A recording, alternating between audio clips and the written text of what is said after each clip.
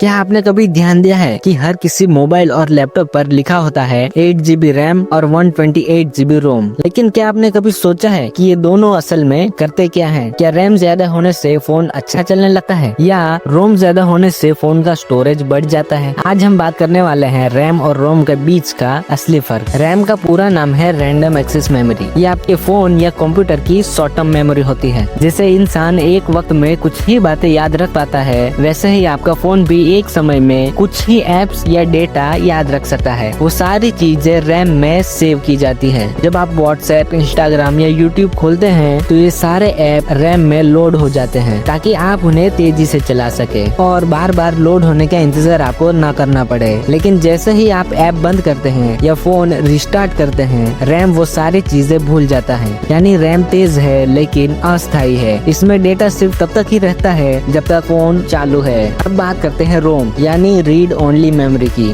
रोम को आप अपने फोन की लंबी अवधि की मेमोरी समझिए। ये वो जगह है जहां आपका सारा डेटा, आपकी फोटो, वीडियो, म्यूजिक फाइलें, सब चीजें यहाँ पर सेव होती हैं और यहाँ तक कि सॉफ्टवेयर भी यहीं सेव होता है। जब आप कोई फोटो खींचते हैं या गाना डाउनलोड करते हैं तो वो रोम में सेव होता है और चाहे आप फोन बंद कर दो, वो डेटा हमेशा हमेशा के लिए वहीं सेव रहता है। यानी रोम धीमा है लेकिन स्थायी है, रैम तेज है लेकिन भूल जाता है, रोम धीमी है पर याद रखता है। अब सवाल आता है कि ये दोनों एक साथ काम कैसे करते हैं। जब आप कोई ऐप खोलते हैं तो वो सबसे पहले रोम से लोड होता है, फिर रैम में ट्रांसफर होता है ताकि वो ऐप तेजी से चल सके। अगर आपके फोन में रैम कम है तो फोन एक समय में ज्यादा ऐप्स याद नहीं रख पाता, पुराने ऐप्स बंद हो जाते हैं और आपको बार बार रीलोडिंग दिखाता है। लेकिन अगर रैम ज्यादा है तो आप एक साथ कई ऐप्स बिना किसी लैग के चला सकते हैं। यानी रैम गति और रोम शक्ति है।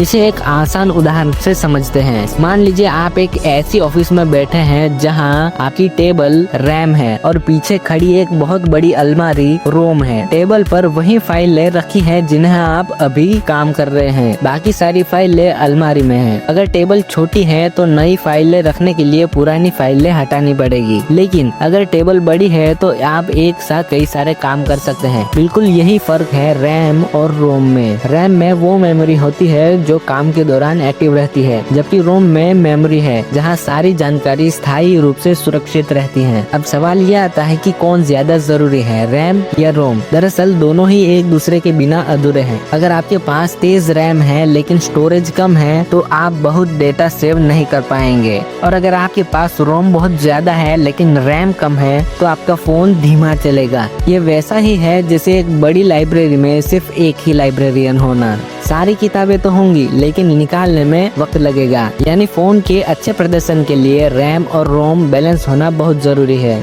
आजकल टेक्नोलॉजी इतनी आगे बढ़ चुकी है कि रैम और रोम दोनों के नए नए वर्जन्स आने लगे हैं। रैम की बात करें तो LPDDR3, LPDDR4 और LPDDR5 जैसे वर्जन मार्केट में है। जितना नया वर्जन उतनी तेज स्पीड। वहीं रोम के लिए eMMC और UFC जैसी टेक्नोलॉजी आई है, जैसे UFS 2.2, UFS 3.1 और UFS 4.0, जो फोन को बिजली की गति से डेटा पढ़ने के लिए और लिखने में मदद करते हैं। यानी जितनी नई रैम और रोम उतना ही तेज आपका स्मार्टफोन होगा। तो अब जब कोई आपसे कहे कि मेरे फोन में 12 GB रैम है तो उसका फोन तेज चलता है, और जब कोई कहे कि मेरे पास 512 GB का रोम है तो समझ जाना वो ज्यादा डेटा स्टोर कर सकता है। अगर इस वीडियो ने आप कुछ नया सिखाया हो तो इसे लाइक और कमेंट जरूर करें और इस वीडियो को अपने दोस्तों के साथ जरूर शेयर करें ताकि अगली बार जब कोई रैम और रोम की बातें करे तो आप सबसे आगे हों। तो मिलते हैं अगली वीडियो में, तब तक के लिए